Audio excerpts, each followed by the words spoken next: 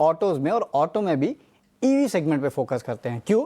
क्योंकि घरेलू EV manufacturing को बढ़ावा देने के लिए नई पॉलिसी जो है उसका ऐलान कर दिया गया है।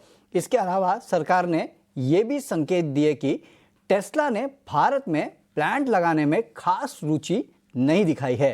पूरी डिटेल्स के साथ जुड़े हैं हमारे सहयोगी समीर दीक्षित। समीर, बताइए क्या है पूरी खबर?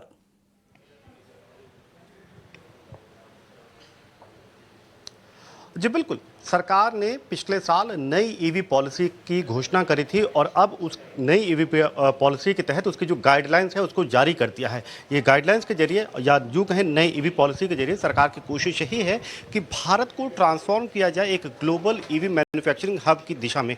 नई गाइडलाइंस या नई ईवी पॉलिसी का जो लक्ष्य है, जो कोशिश है, वो यही है कि ईवी न सिर्फ इलेक्ट्रिक कार मैन्युफैक्चरिंग स्पेस में इन्वेस्टमेंट आए, बल्कि इन्वेस्टमेंट आए रिसर्च और डेवलपमेंट में, और इन्वेस्टमेंट आए चार्जिंग इंफ्रास्ट्रक्चर में भी। तो इन तमाम मकसद को ध्यान में रखते हुए सरकार ने ये गाइडलाइंस जारी कर रही हैं। अब ग्लोबल प्लेयर्स को कई इसमें छूट या आकर्षक बातें इस नई गाइडलाइन में शामिल हैं ताकि वो भारत में आकर के निवेश करें। सबसे पहले वो आकर्षक बातें ग्लोबल कंपनियों के लिए क्या रहेंगी यदि वो भारत में आती हैं, तो वो मैं आपको बता देता हूँ।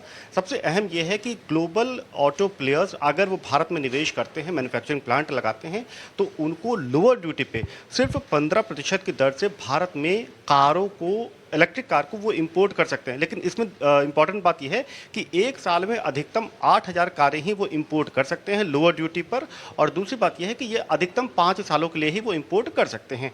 और इसमें यह है कि कार की कीमत, यानी कि जो इस कार को इंपोर्ट कर रहे हैं, दैट शुड बी ऑफ $35,000। तो ये उसकी इंपोर्ट के पर्सपेक्टिव से बात रही। लेकिन उसमें शर्त यह है कि आप ये लाभ तभी ले पाओगे जब आप ये कमिट करोगे कि आप भारत में निवेश कर रहे हो मैन्युफैक्चरिंग स्पेस में। आप इलेक्ट्रिक कार मैन्युफैक्चरिंग के लिए भारत में निवेश कर रहे हो, और ये निवेश कम से कम तकरीबन 4200 करोड़ रुपए का होगा। अगर इसको $500 मिलियन का अगर आप मिनिमम इन्वेस्टमेंट कर रहे हो, मैन्युफैक्चरिंग सेटअप लगा रहे हो भारत में, तब जाकर के आप ये इंपोर्ट वाला फायदा आप लाभ ले सकते हो। तो ये इसकी प्रमुख बातें हैं नई जो ईवी पॉलिसी है, और सरकार को उम्मीद है कि नई ईवी पॉलिसी के जरिए यहाँ पे जबरदस्त निवेश इलेक्ट्रिक कारों की दिशा में सरकार को प्राप्त होगा। और उसी दिशा में सूत्र ये बता रहे हैं कि भारी उद्योग मंत्रालय को कुछ ग्लोबल कंपनियों से इंटरेस्ट मिलना भी शुरू हो गया, जिसमें प्रमुख तौर पे मर्सिडीज, किया मोटर्स जैसी जो कंपनियां हैं, ग्लोबल ऑटो प्लेयर्स हैं, उनकी तरफ से इंटरेस्ट मिलना शुरू भी हो गया है। तो अगले साल मार्च 15, 2026 तक आवेदन मंगाए जा सकते हैं। और इसमें क्लॉज ये भी है कि एक बार अगर कोई कंपनी को अप्रूवल मिल जाता है तो उसको 3 साल के भीतर मैन्युफैक्चरिंग सेटअप करके मैन्युफैक्चरिंग स्टार्ट करनी होगी। इस पॉलिसी में एक और बात पर जोर दिया गया है, वो है लोकल कंपोनेंट पे, यानी कि मेक इन इंडिया मिशन पे। तो शुरुआत के 3 सालों में 25% लोकल कंपोनेंट का क्लॉज रहेगा, और इसको फिर अगले 5 सालों में बढ़ा करके 50% लोकल कंपोनेंट रहेगा। यानी कि कंपनियों को मिनिमम 50% लोकल कंपोनेंट शामिल करना होगा अपनी कार मैन्युफैक्चरिंग में 5 सालों के भीतर। तो हर पहलू को ध्यान में रख करके सरकार ने नई नीति को तैयार किया है। उम्मीद यही जताई जा रही है कि नई नीति में देश में electric car manufacturing, charging infrastructure, इन तमाम दिशाओं में पूरे इकोसिस्टम में जबरदस्त निवेश सरकार को प्राप्त हो सकेगा।